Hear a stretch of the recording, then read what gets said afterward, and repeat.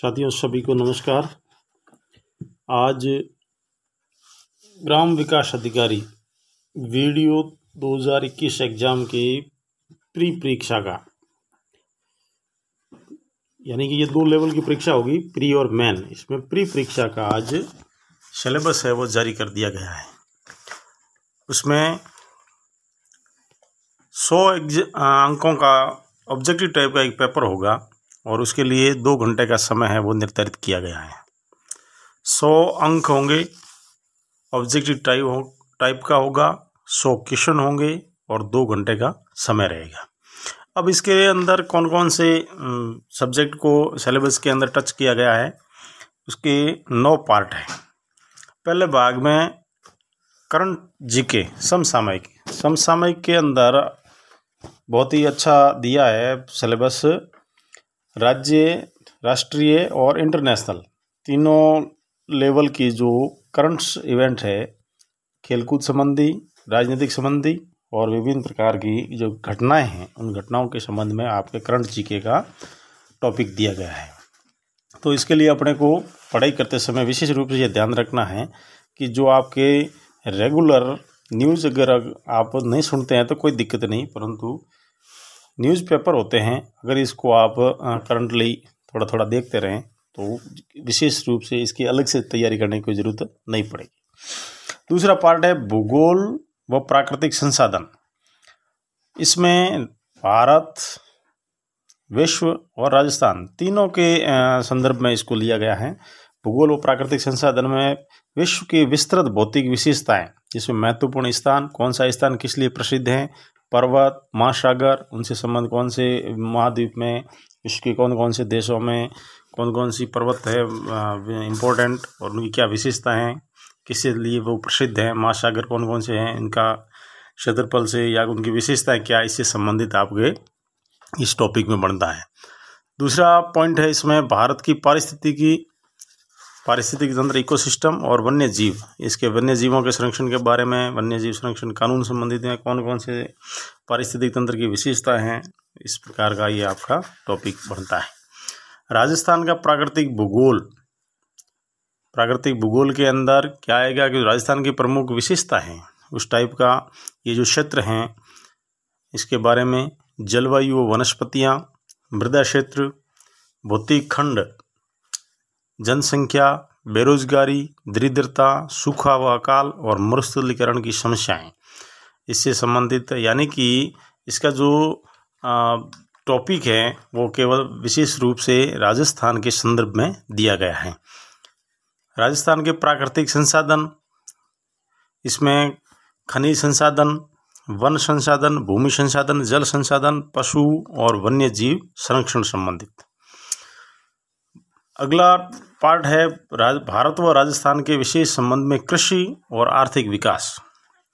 इसमें राजस्थान की कृषि की विशेषताएं, कृषि के प्रकार, उद्योग, सिंचाई व नदी घाटी परियोजनाएं, भारत की भी महत्वपूर्ण परियोजनाएं और विशेष करके राजस्थान के संदर्भ में मरुस्थल व बंजर भूमि विकास के लिए कौन कौन सी परियोजना है, कौन से विदेश का इसमें सहयोग है या उनकी प्रमुख किन किन क्षेत्रों को इसका विशेष लाभ मिल रहा है, इससे संबंधित इसमें प्रश्न बनते हैं।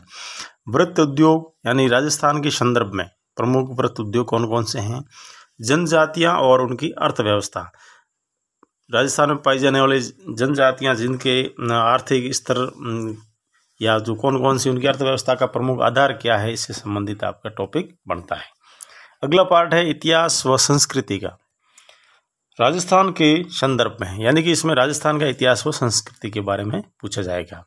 विशेष रूप से जनजातियाँ राजस्थान की बोली जाने वाली प्रमुख बोलियाँ, राजस्थान का साहित्य, संगीत, नृत्य, रंगशाला, धार्मिक आस्था, संप्रदाय, संत, कवि, योद्धा, संत, लोक देवता, लोक देवियाँ, इससे संबंधित। हस्तशिल्प, मेले व त्योहार, राजस्थान के प्रमुख मेले और राजस्थान के प्रमुख त्यौहार, विभिन्न रूढ़ियाँ, राजस्थान में पाई जाने वाली रूढ़ियाँ या आडंबर जो भी है, और आभूषण, वस्त्र और आभूषण, ये भी जनजातियों के विशेष संदर्भ में लोग जो भी राजस्थान में पाई जाने वाली प्रमुख जनजातियाँ उसके संदर्भ में कौन कौन से आभूषण पहनते हैं, कौन सा आहिस्ता आभूषण किस अंग में पहना जाता है, इससे संबंधित ये प्रश्न जो रेगुलर जो भी कंपटीशन के एग्जाम होते हैं उनका सेम टाइप का ही है। अगला पार्ट है साधारण मानसिक योग्यता, नॉर्मल मेंटल एबिलिटी, यानी कि इसका जो लेवल है वो इतना हार्ड नहीं आएगा, मेंटल एबिलिटी से संबंधित पार्ट है।